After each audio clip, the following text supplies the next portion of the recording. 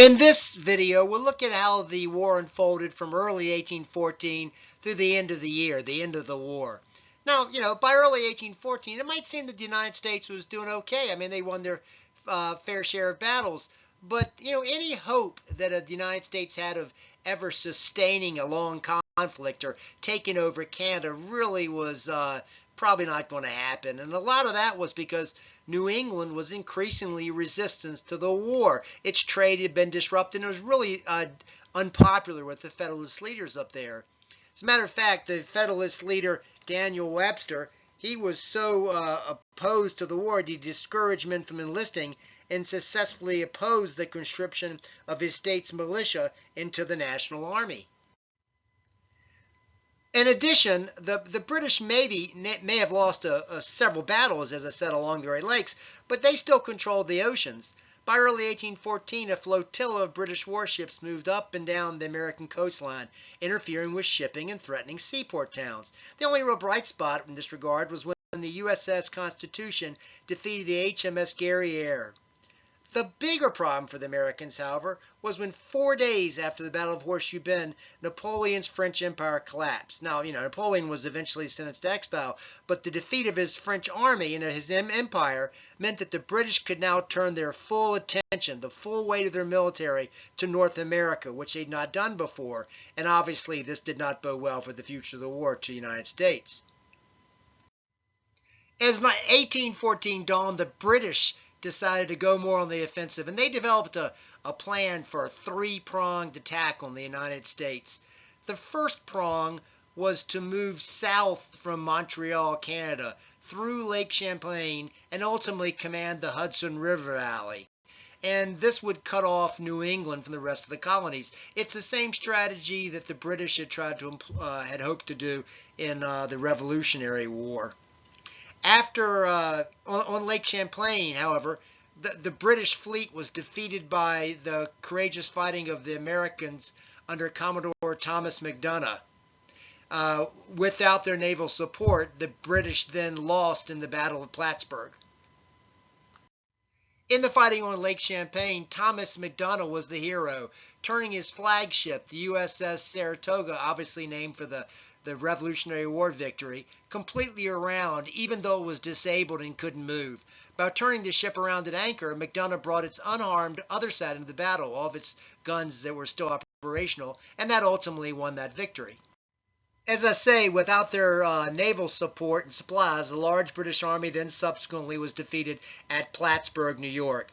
This is one of the finest British armies assembled ever in American soil. 15 regiments of regulars, plus militiamen and artillery, for a total of 15,000 soldiers. The British commander, George Prevost, proved too indecisive, however, and he was too slow in making quick battle decisions, which arguably cost them the battle. Well, their first prong of their three-prong attack took place in early 1814, an attempt to, command the Hudson River Valley and separate New England. The British's second prong of their attack had more success.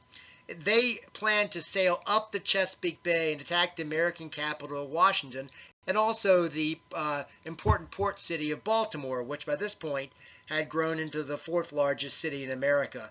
They landed at Benedict, Maryland, which is about 40 miles east of D.C., the British under the command of General Robert Ross. And then they overcame the American defenders of Washington in the Battle of Bladensburg, Maryland. After the British victory at Bladensburg, there really wasn't much to prevent the British from marching straight into Washington, D.C. After the victory at Bladensburg, the British really didn't have any resistance just marching into Washington. President Madison was with the American troops and dissipated with them, and General Ross and the British just marched on in and burned much of the town. Here you can see a picture of the Capitol burned.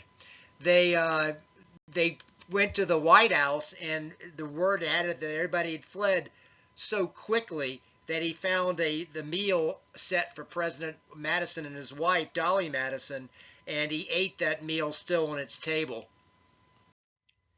Dolly Madison had fled the White House on her own, and as she was leaving, she famously saw a famous portrait of George Washington hanging on the wall, and realizing that General Ross and the British would burn it or destroy it, she grabbed it and told him to throw it into the wagon, and really that's a invaluable portrait today. The British burned the White House, of course, and they burned, in fact, every federal building but the Patent Office. A rare tornado the next day compounded the damage, but the rain, I guess, did help put out some of the fires. When they repaired the White House, they whitewashed it, and from that point on, it was known as the White House. The British then marched on to Baltimore. By this point, Americans had massed some 13,000 men, chiefly militia from the area, along the key positions overlooking the city.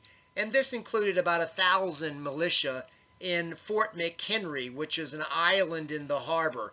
You can see it here. When the British came into the harbor, the American guns from Fort McHenry and the heights surrounding Baltimore halted their advance. And the British, then shelled them all night long in a bombardment of Fort McHenry. But Fort McHenry failed to give in. When the morning came and the clouds cleared, the American flag above Fort McHenry was still flying, and this was a sign they hadn't surrendered, and the British were just going to give in and withdraw. They didn't. They had saved. The Americans had saved Baltimore. On board the British boat was an American named Francis Scott Key. And there was an old British drinking song that he changed the lyrics to, and of course that became the Star-Spangled Banner, adopted as a national anthem. Francis Scott Key was a Washington lawyer who'd been captured.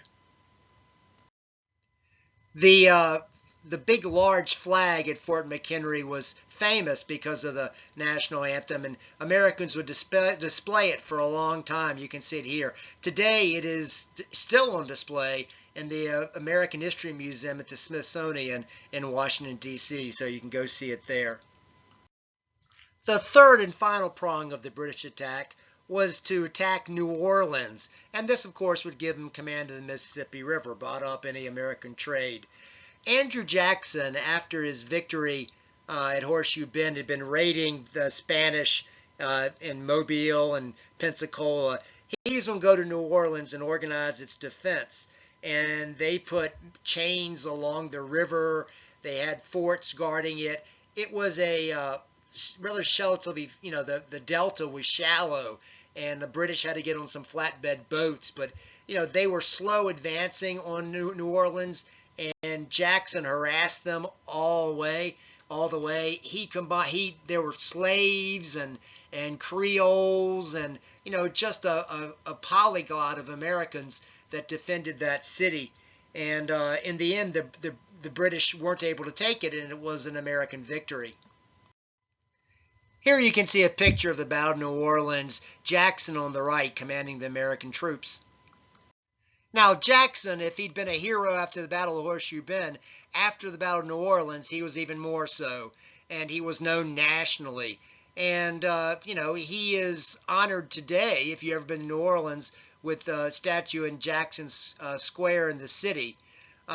He, of course, is going to go on to parlay his fame into the presidency, but that's a story for another day. This concludes the video on the war and how it unfolded in 1814.